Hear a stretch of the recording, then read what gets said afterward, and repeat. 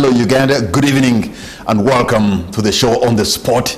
My name is Patrick Kamara. Now, Uganda's latest cabinet reshuffle has sparked sharp debate across the country, not simply about who was appointed or dropped, but about what the changes reveal about power, succession, corruption, and the future direction of governance. Tonight, we examine the politics behind the new cabinet, the rising influence of new power centers, the pressure from Uganda's relentless youth population, and whether this government can still inspire confidence in Uganda's future.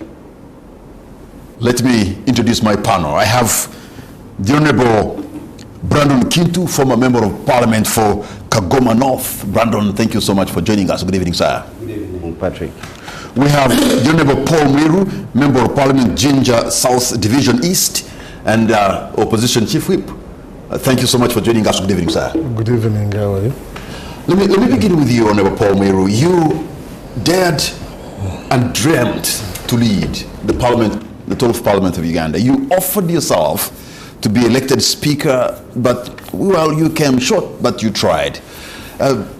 What was your overriding push to say you should be in the steering wheel of running the Parliament?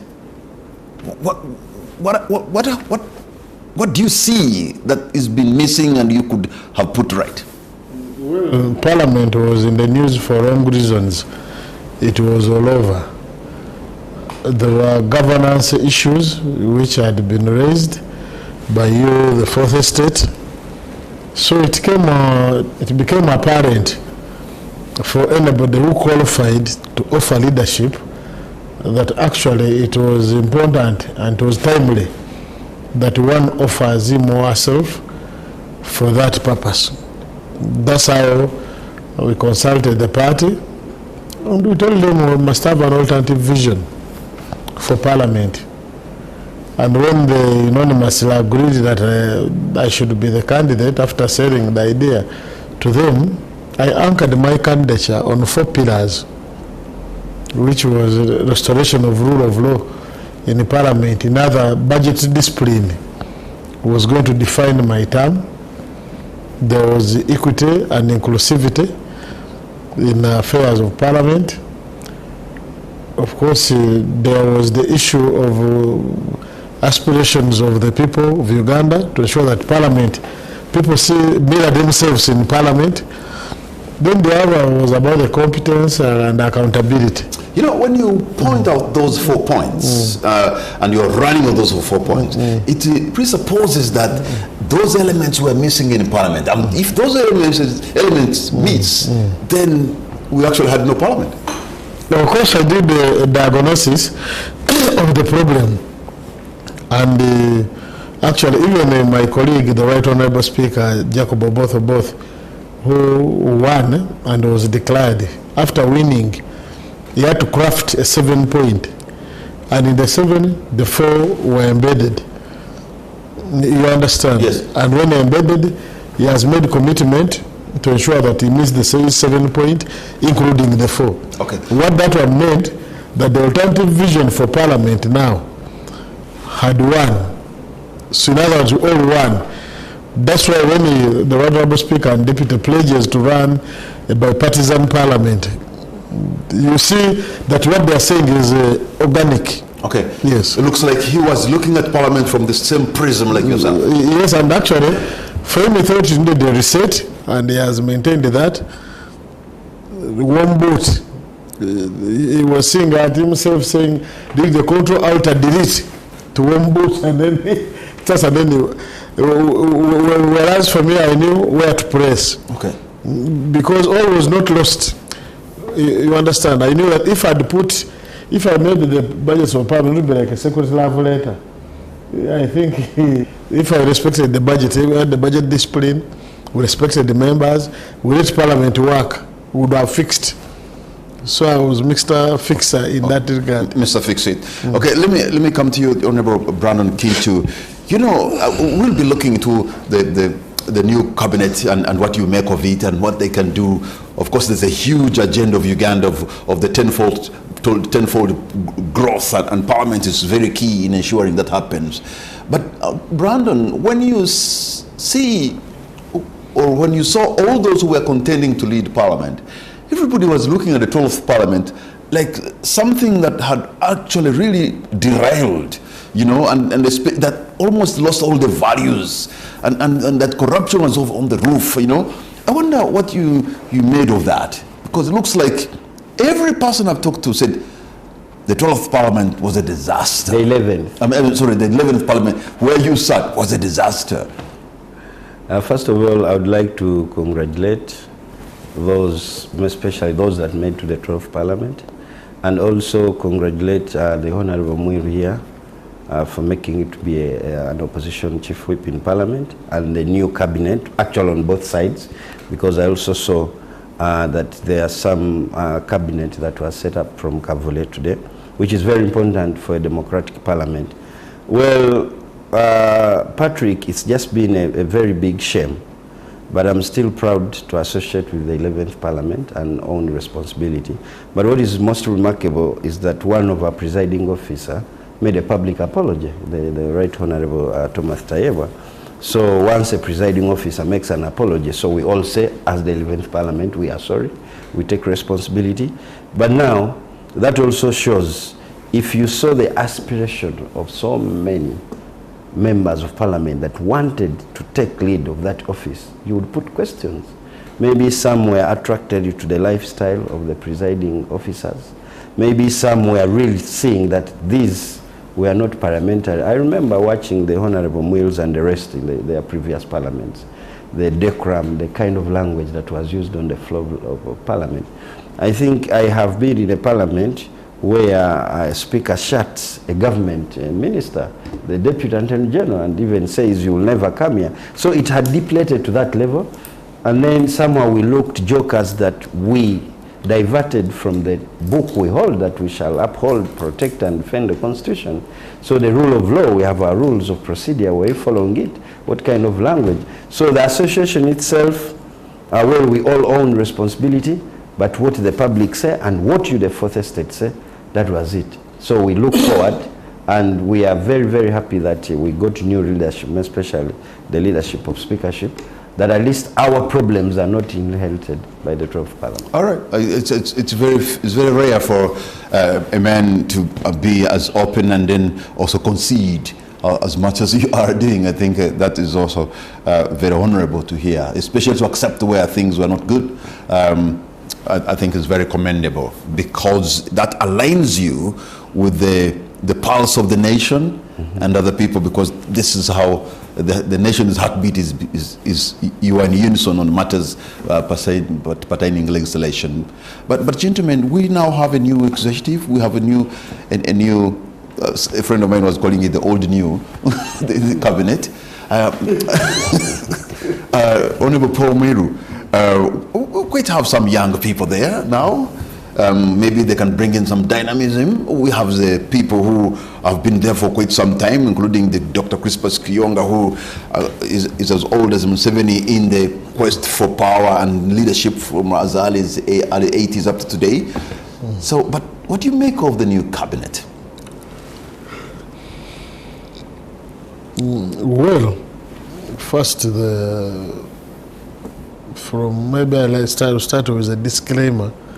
I'm a member of the Appointments Committee. Okay. By virtue of being the chief opposition whip. I don't want my statements to be misconstrued for bias. Because you'll be scrutinizing them tomorrow. Starting on Monday. Yeah. Starting on Monday. So, but I will deal with the principle that when we are today dealing with it, we first deal with the numbers, whether we need the numbers. Because the Constitution as is, it talks about 21-21, which comes to 42.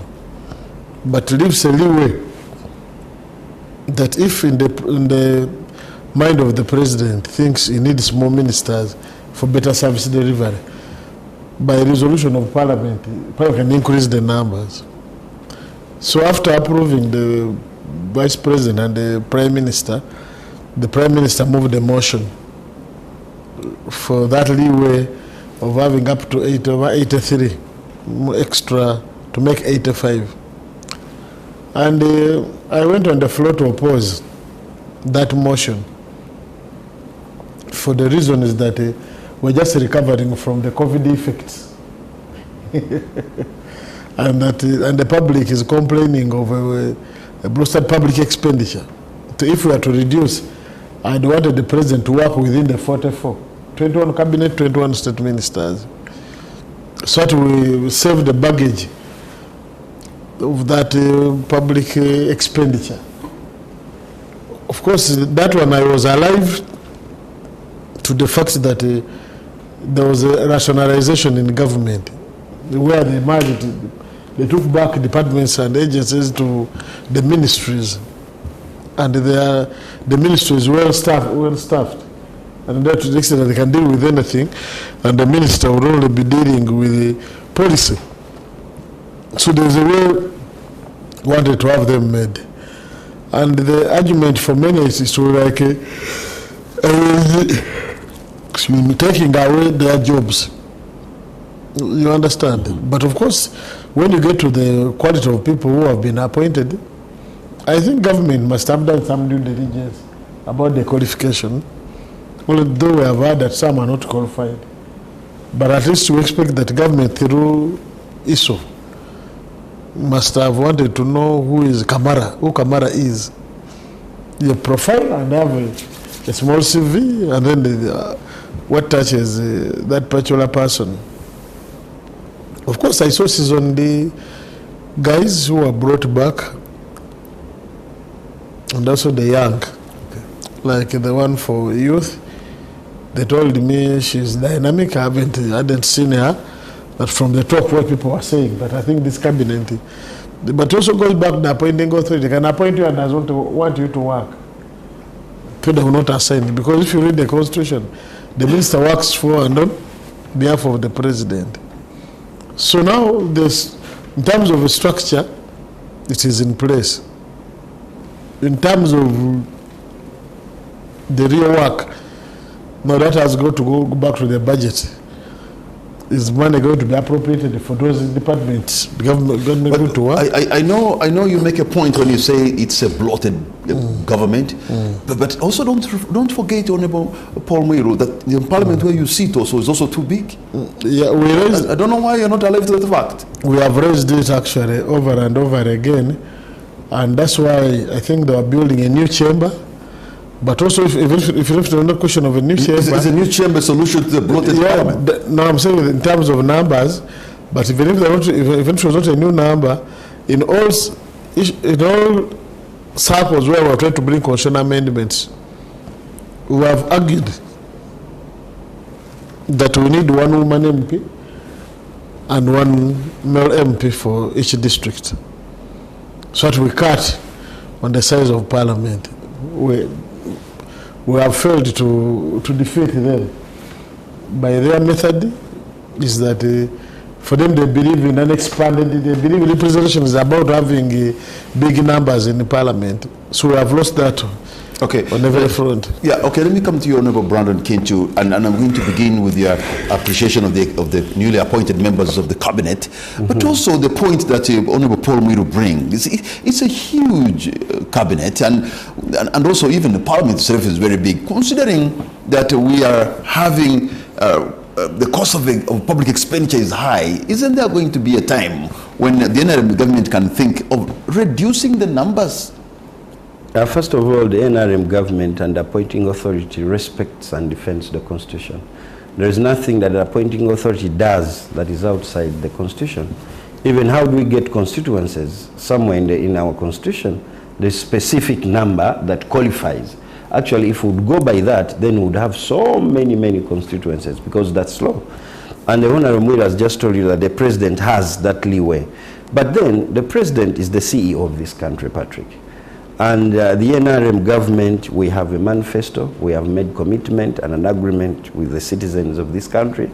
And the president makes an oath, very exceptional, that will protect and make sure the welfare of all Ugandans. How does he do that?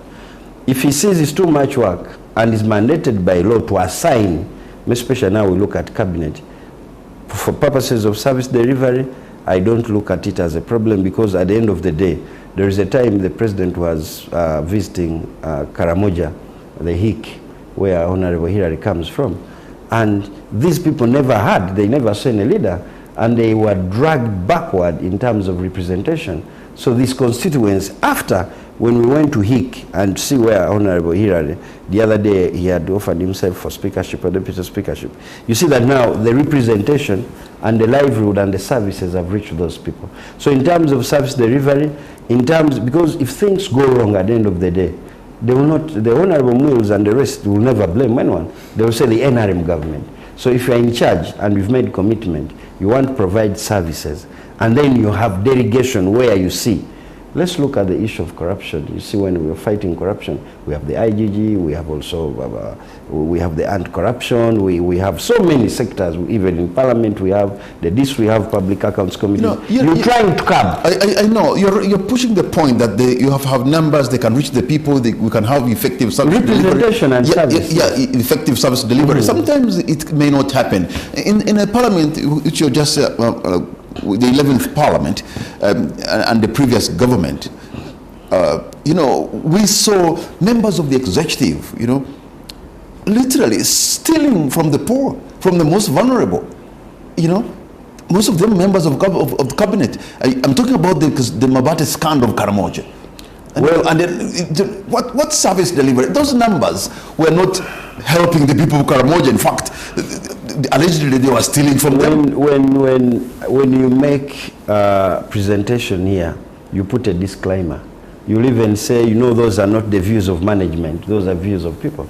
Now, if the appointing authority, if we appoint you, we entrust you, we all come from different backgrounds, and then you become greedy. These people have been brought to books. People have been charged. There are those that have even been convicted. There are those that were exonerated. There are those that got public shame. Some of them have been publicly charged by the public, because some of them do not even come back in these public offices. So I think this goes to us Ugandans. How patriotic are we? If you are given responsibility, are you taking? Are you serving beyond self? I think the question would be, can we categorically vet? We have a vetting system. Are we rewarding people when we appoint? Just say, if now Brandon lost the election of Kagoma, does he have competent, or am I rewarding him a ministerial position to make him comfortable? How will I work? So if we would have systems and make sure the people we vet, the people, and this I would also employ the appointments committee to critically, because this is our country, we need to know the background check. So I cannot take that to the blame of the appointing authority. That's why the appointing authority, they have come out to even take charge. You have just seen what has happened in the Parliament I've been. I know there are some colleagues of mine who are also on the list that's supposed to answer. Because there have been some relaxity, now the person called above the appointing authority is saying no. You remember when he made an oath, he said this is Sanja, no sleep. So if those people have been conniving and looking at the rest, hey, I want to dare you, this time, we're not going to relate to that. We have learned from the past. If the Mabat scandal was there, we are not going to lament, Patrick, to start crying if it happened. Those people have also learned, because some people have learned. By the time the chief executive of the country says this is term no sleep. In fact, in meaning, perhaps there was a lot of sleep in the previous government. And by the time he was at pains explaining to the people that he's not going to tolerate mediocrity, that people who just want to go and watch football and hit Ugandans living and staying in poverty, you could see a man who is frustrated and angry about the team he has put in place because it's not delivering. I told you he's the CEO. At the end of the day, he will take responsibility. By the fact that he can publicly cry out, show this, it's sending a warning to those that are assuming positions. And if you love Uganda, because look at President Museveni, he would practically, he has everything, but it shows you that he loves this country beyond self. Actually, he carries that rotary motto, service beyond self. Now, he delegates you to do work. He's telling you, look here, this is our country. Uganda is now a private sector-led country. Can we have managers that we can reach the Asian tigers? But we have to fight so many inconsistencies that we have within people that assume leadership. So, to me, I still say those are whipping statements which are good, because as a CEO, and he's telling you don't, so watch out. I'm giving you, they even said, if you're not performing, you'll be fired. Because at the end of the day, blame will go to President Museveni. When these critics make statements, they will not say government, they will say you, President Museveni. So I hope those that are appointed, we congratulate them that they should be here, and then record should be put clear. Okay. We have had also, Patrick, some people that assumed very high offices, but look at them, where have they gone? So do we need still to be the same? So these are examples that new leaders should pick up from and let our country go ahead. So, Honorable Muiru, I know you're in the opposition chief whip, but again, there's only one government that has been given a mandate to lead Uganda for the next 5 years. Do you share in his optimism that this team that they have brought perhaps will take Uganda to another level? Well, first, there is no excitement about the team. You and actually me and him know that already the country even knew that there is the Vision 2040, which was agreed on, and there is the National Development Plan. Now they are on 4. And there's the tenfold growth strategy. Before they would implement 1, 2, and 3. And there are strategic investment plans of all these entities which we are talking about. There are work plans and budgets made by those relevant ministries where these people are coming from. Now the question comes to what direction, leadership, can these people give? That's why I said that my biggest limitation is being a member of the committee, because I would give an opinion and Brandon would say this man is, but he knows the members as they are, as to whether they can be the head of the top management of those entities and drive them to the direction they want to go. That's the first thing. The other is the appropriation, because if you get a ministry, you have seen their plan, and 80% of what they want to do forms part of unfunded priorities. You know that actually there is nothing much to get excited about. So I'm one of those whom we don't excite by the fact that they have appointed so and so when it's not resourced, it's not supported by whoever is supposed to do. But it is the job of Parliament to do appropriation. You are the people who are supposed to give them the resources and even follow them to see whether that money has been put to effective use through oversight. Isn't that your job? To give them the money and even follow the money? That was actually, that's the position of the law. That was the position before, until they changed it.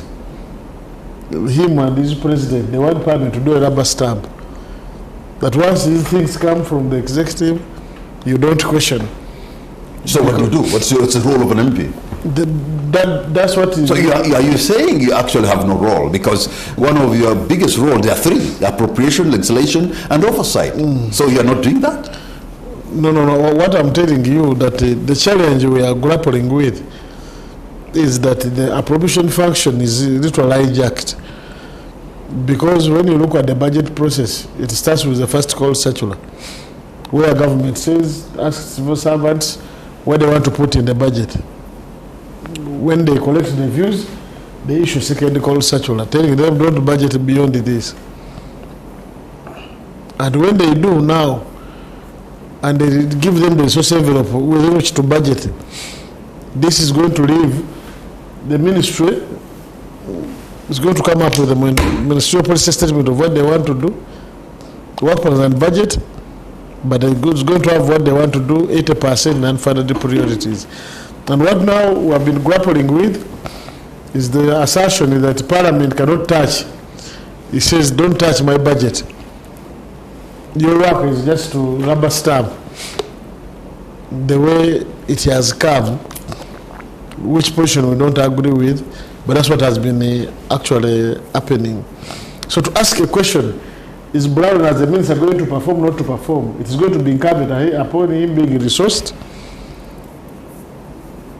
It's about the team you're going to set, and then the will to support Brown on whom you have put.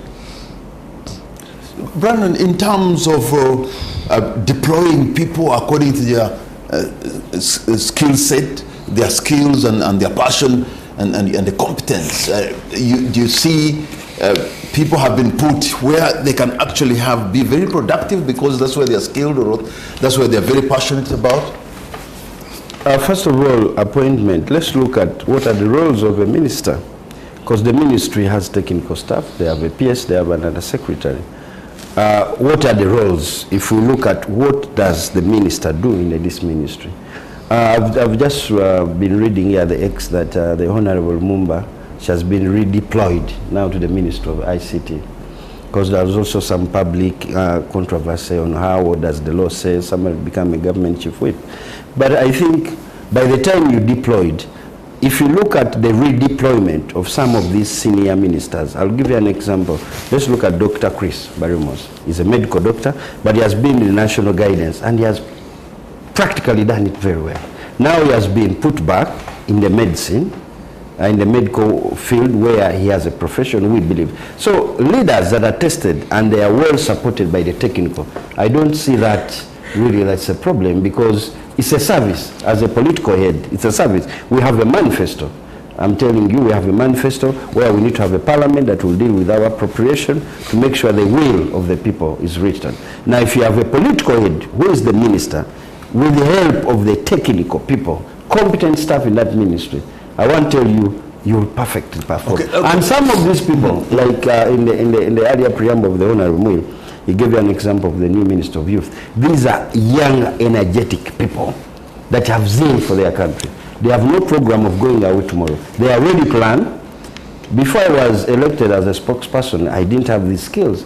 I learned on the job.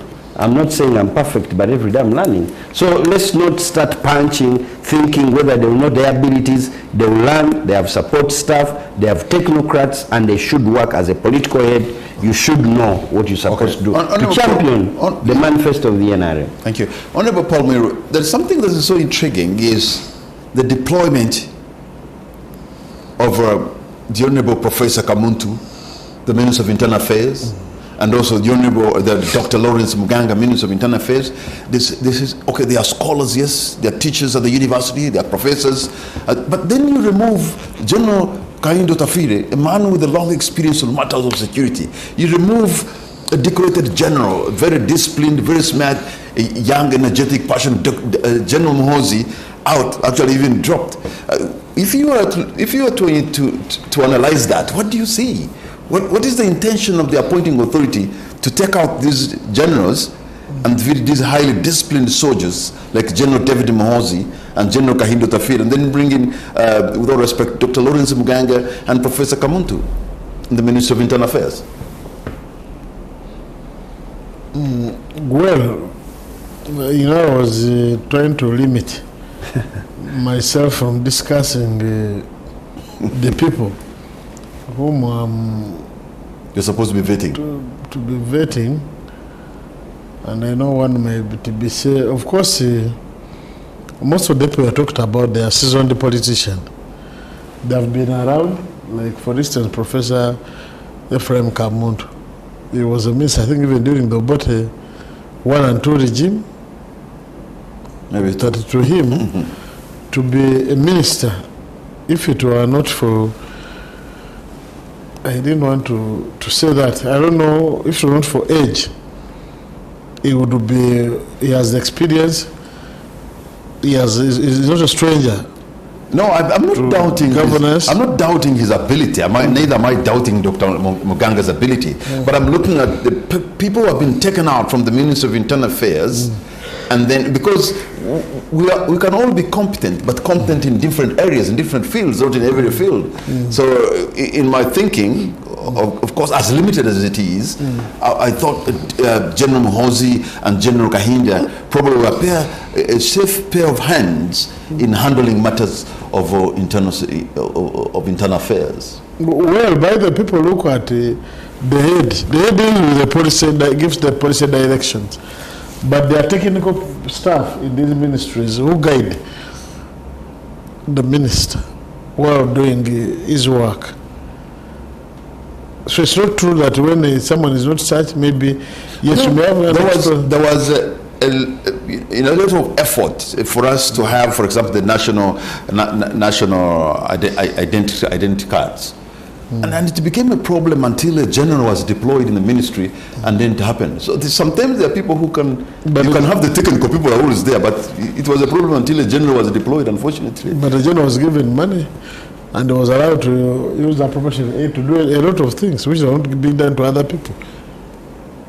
But I think, Patrick, I've been on a Committee of Defense and Internal Affairs.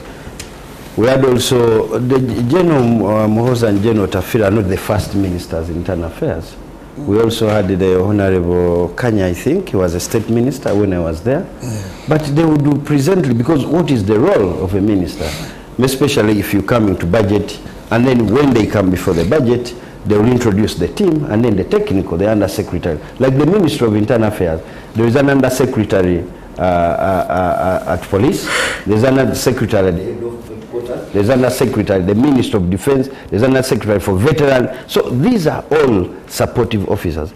If I remember the Honorable Ruler Huda, when he was giving a speech during the Thanksgiving of the Right Honorable now, Jacob Oboth, he was thanking the technical people for enabling. She's a civilian, but she has practically worked and she has been redeployed as a state minister for defense. So I think with the supportive staff, and if you're at the policy level, do you know what you're supposed to do? I mean, are you aligning? Because you have these technical people, they have been here, you're a political person, they keep on shifting. I think it's also enhancing experience that they are vested. That's why also in Parliament, Patrick, when we have leadership, we have terms of office. That after this term, you can go to this committee, get some expertise there. At the end of the day, you're a national leader. If you're making appropriation, are you well versed by the whole country and the system it moves? So to me, let's not look at profession, let's also look at the zeal of work.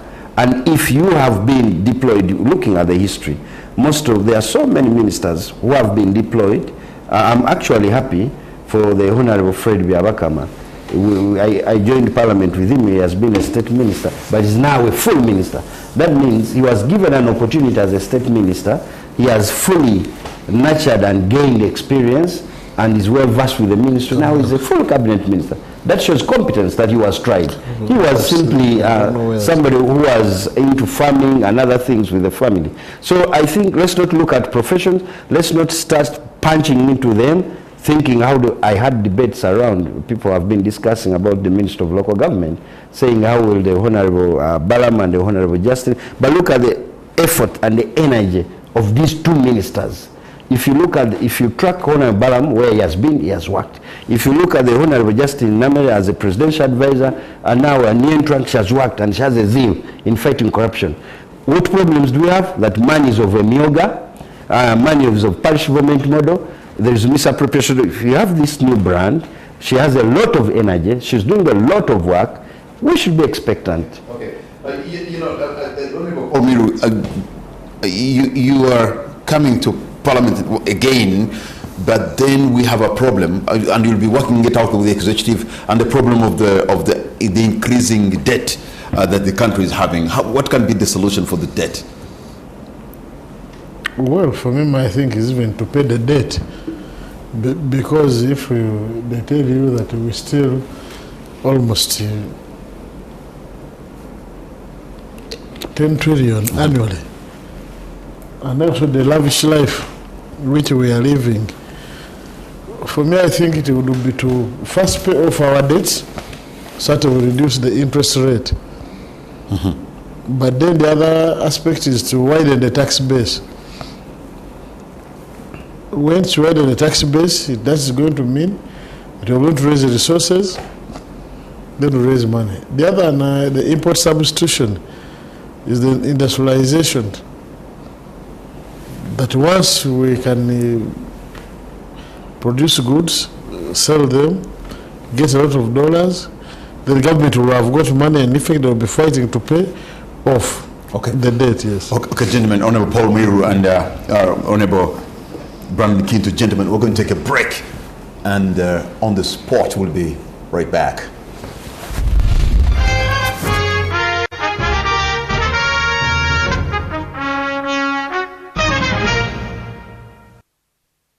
Welcome back. You're watching On the Spot My name is Patrick Amar. My guests this evening are Honorable Paul Mwiru and Honorable Brandon Kintu.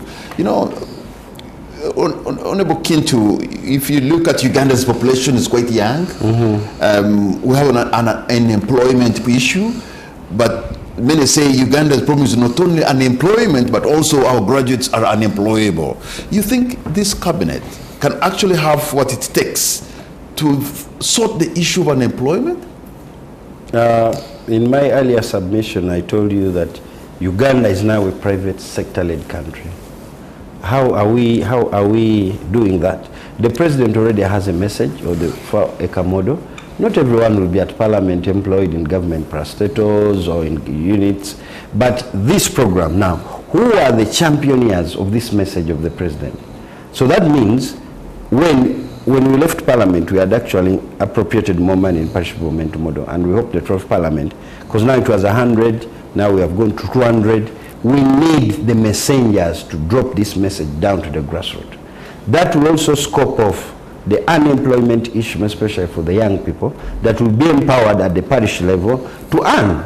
They'll have something, they'll do the 4-acre, they'll have something to keep home and something to go to the market. Now, these other ministers, also the cabinet, especially let's look at the cabinet, the Minister of Transport and Works. What is your role? Are we developing proper infrastructure that we can access? If you have this parish development model and all those youth livelihood programs, the producers, can they access the market? How? Do we have the infrastructure? We have so many ministers that are mandated. We have just, we have been implementing the trade order. We have the market issues. Are we having these supervisors that are making sure these programs? And the moment we have those services trickle down to the people, the issue of unemployment, Patrick, will be solved. So let us have hope with the new bus that is moving now, constituted with this cabinet. I see so many good faces and young people that also ought to leave a record and say, this has been our contribution when we are given an opportunity to serve. So the issue will be sorted as long as we have messengers, those that can reach the program. Remember, the president before elections, he moved the whole country. He was moving regions and all submissions, he was checking out on programs, but he needed people to support him. So let's keep good watch. The best thing we should do now, Patrick, is to make sure that every citizen, we support the cabinet. Our leaders. Before I come to me, I just want to remind you that there was a government effort and a goal of, for example, producing 20 million bags of coffee by 2020. We're in 2026. We have not even hit 20 million bags of coffee. We had a debate, remember, when we were rationalizing these government agencies, and then we have this Coffee Development Authority. I want to tell you that the value of coffee now in this country has increased. Yes, it has. So let us not live in darkness without hope. We can have a vision, but if you don't have people to champion, now let us squeeze and look and support this new cabinet so that we can achieve what we've been talking about. Paul Mwiru, probably you agree we have a problem, unemployment problem, and yet we have a young population, and this country needs to find jobs like yesterday. Yes, in other jurisdictions, the president meets the professors of universities and they ask them for the vision they have the country, the human resource they want to produce, what type of human resource, whether they are producing the necessary human resource. But here you hear, so the president was meeting those guys of grasshoppers in the massacre, but he will deny the actual people who are engaged in the thinking for the country audience. And unemployment, if you look at actually, like these investors who get tax holidays, they should be required to produce a plan on how many employment they're going to create. But when it comes to government's funding, the flagship projects which they're supposed to fund and create employment were not also being funded. It will tell you that when you look at the middle income status, they are listed on what they would consider as the flagship projects, that these would be achieved and it would make us move to another level. But unfortunately, so the point I'm making, that if you want to increase jobs, increase production, whatever you're talking about, the talk must match with the appropriation of resources so to do. So enough just to talk, because it will never happen. You know, but also you have a role as members of the opposition. It's not enough for you to keep on pointing out the criticism, government, the negativity of government. You also need to present the workable solutions that the alternative solutions, maybe they can pick something from you. You are very weak in that area. You're quick at being able to criticize, but sometimes you're low on providing alternative solutions. No, that's also not correct. All our shadow ministers, they produce an alternative policy statement to what government, and we even had to produce the alternative budget to show these guys that if we're in parliament, if we're in the government, we'll do away with the negatory expenditure. That's what we have done. We understand the frustration of our people, but when they get frustrated again, they think they should now attack the leaders. So, Honorable Brandon, I can see the president was saying corruption is something that he needs to fight. Mm-hmm. And he's put together the institutions that are in place, different agencies of government to do the same. And it has been at the core of his leadership to fight it. Even when he came to power more than 40 years ago, it was the number 7 on his 10-point program, fighting corruption. But why is it that it has only increased? I told you we have different background, and sometimes, but away from that, let's not go back in lamentation. We have a disease of corruption. And we should actually now be praising the president and the governance that we are at the gist of fighting this from the bottom, from the up to bottom approach. I've been working in an institution that has been exhibited as one of the most, I would say, decorated corrupt institution. But you see what is happening there. You made an exhibition. We are now saying, let us check all of you, not only even those that aided or supported the cause. So I think to us, those problems have been there. Now the president has put strict measures, because I told you he's the CEO, to make sure that this comes to an end. We have been fighting HIV. I remember in the previous days when we had this Hindu leader, Fidel was saying today is me, tomorrow is someone. The rate of HIV then and now. These days people just fear pregnancy because the control has been. So corruption is also a disease that you can look at like HIV. So measures have been taken. Now we are into serious. If mistakes have been there, we are now saying actually in one of the restrictions or the serious stuff sentences that should be done around the IGG, we had some people even thinking if you caught embezzled government funds, you'll go sleep in Rosetta. After 10 years, you come back, you amass your property.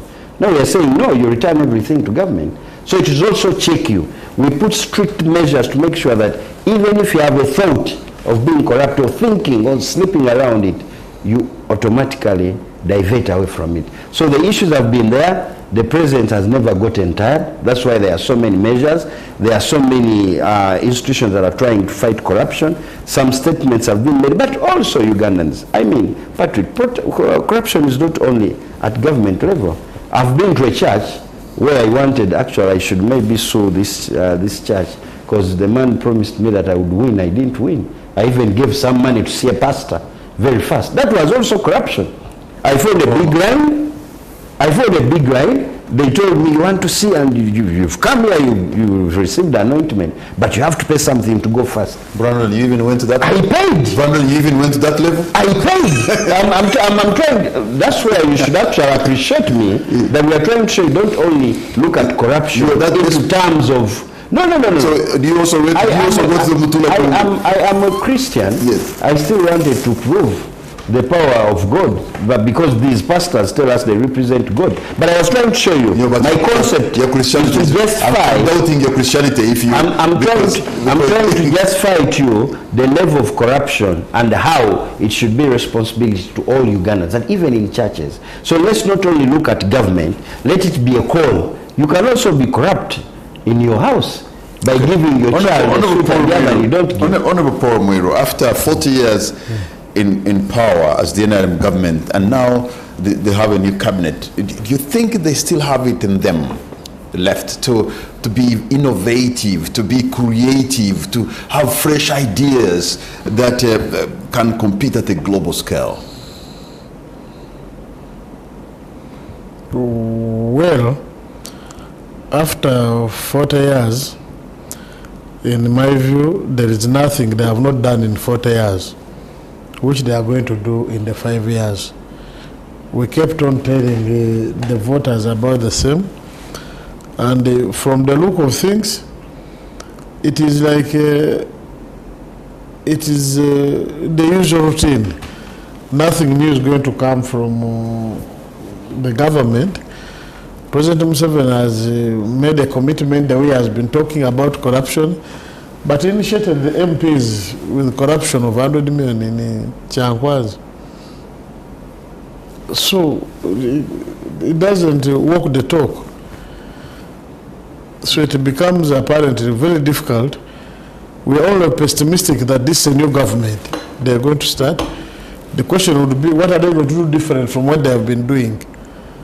Is it going to be the same ritual of saying no money all the time, no money? Because what maybe Brown has not told you, that even when they have passed the budgets, they have suppressed them that they have not raised the money, arguing that they ran a cash budget. They didn't get money. So they only raised the figures for purposes of getting the 3% to spend within the threshold. And once they have landed on that money, the rest they don't want to know. So for me, I want to judge them from a point when they have worked or not worked. Because if they have not worked, it's going to be business as usual. You don't need to be shown by anybody. Okay. So, but Paul, do you realize that you're likely to have, especially this 12th Parliament, a very serious mandate? Because after the NRM in power with President Museveni after 40 years, he will be stretching it to 45, that perhaps matters of transition or succession or whatever it is are likely to become maybe constitutional amendments that you are likely to turn the arc of history and place it somewhere. That's likely to follow you. Well, we're not allowed to debate in anticipation. But once such a proposal comes, we shall have to look at it, because we have been very clear that for us who are opposed, for instance, like serving officers participating in politics, because they abuse something.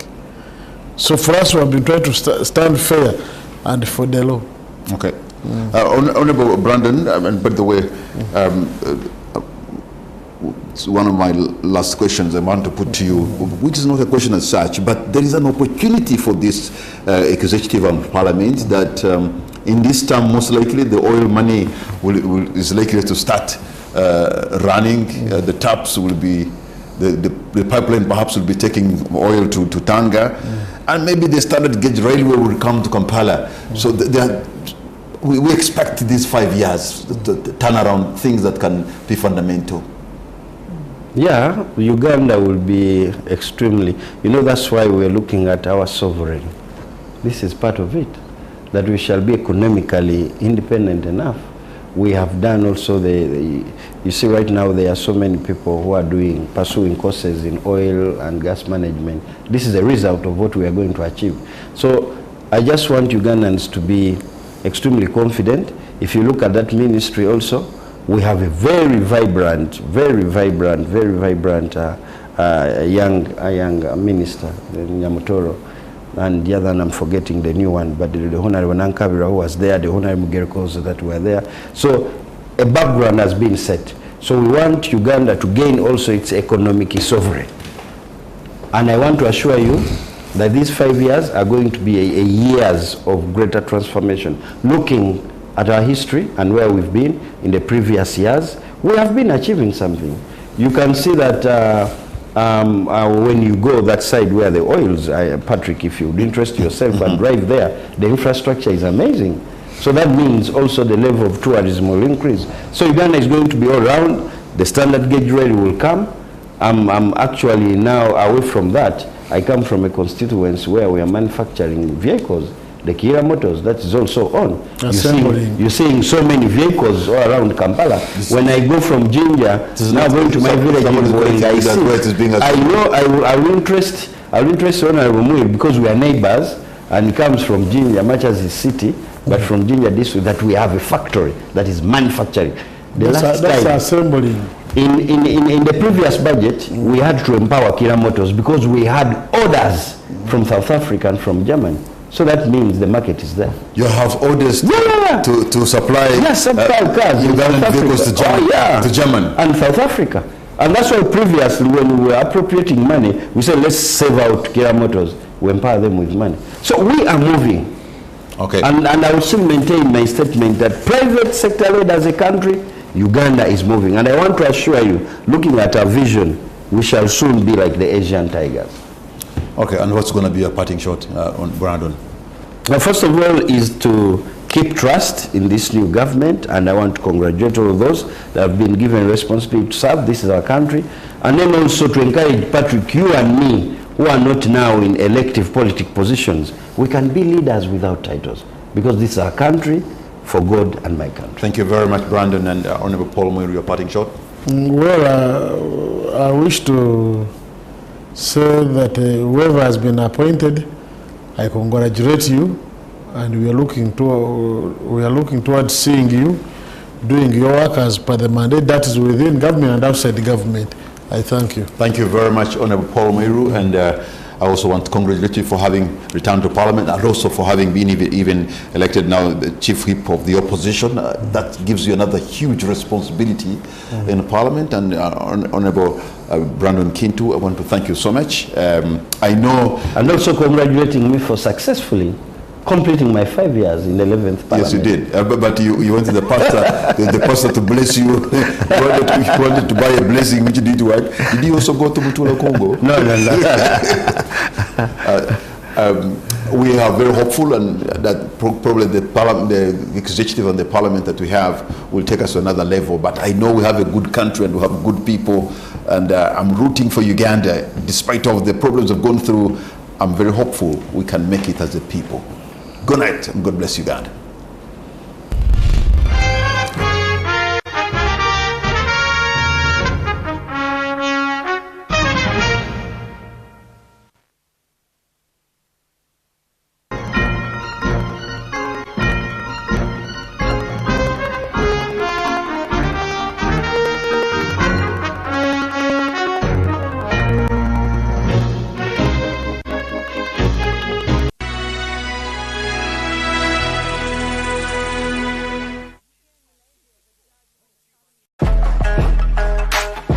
Bump Love